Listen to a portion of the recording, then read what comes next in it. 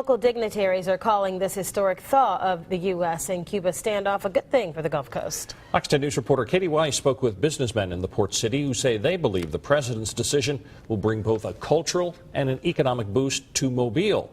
She joins us now in the studio. Well, Bob Lanise, Mobile has a long-standing history with the city of Havana, which is actually the capital of Cuba.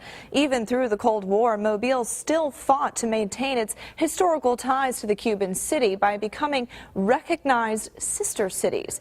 Now, I'm told Mobile will be able to get closer than ever to its sister city, and it could even benefit folks living here as well.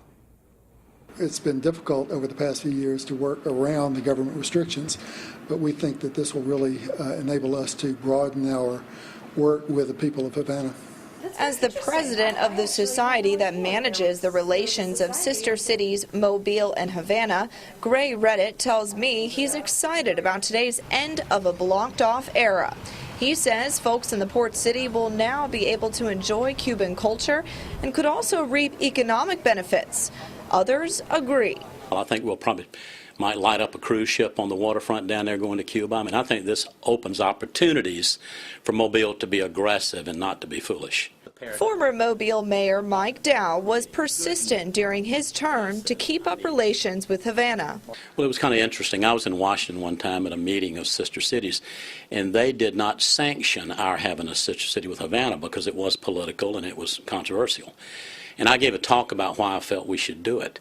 And this man after the meeting came up and says, look, I head the International Sister Cities, and says, after listening to your impassioned speech and listening to the guy from Miami give his speech, I'm going to recognize your city and recognize your relationship. And because it was about creating a different paradigm. It was about getting past this by doing something different, because what we've done has not worked. Currently, the Alabama State Port Authority already has some business with Cuba.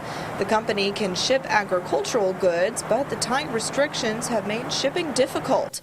Port Authority CEO Jimmy Lyons says that's a thing of the past, and he believes Mobile will see more imports from Cuba soon, and Mobile will soon be able to export more local goods to the country. What President Obama has done today is going to loosen up some of the banking regulations and make things easier to do business. They're going to free up some of the travel restrictions. Right now, it's very, very difficult to travel to Cuba.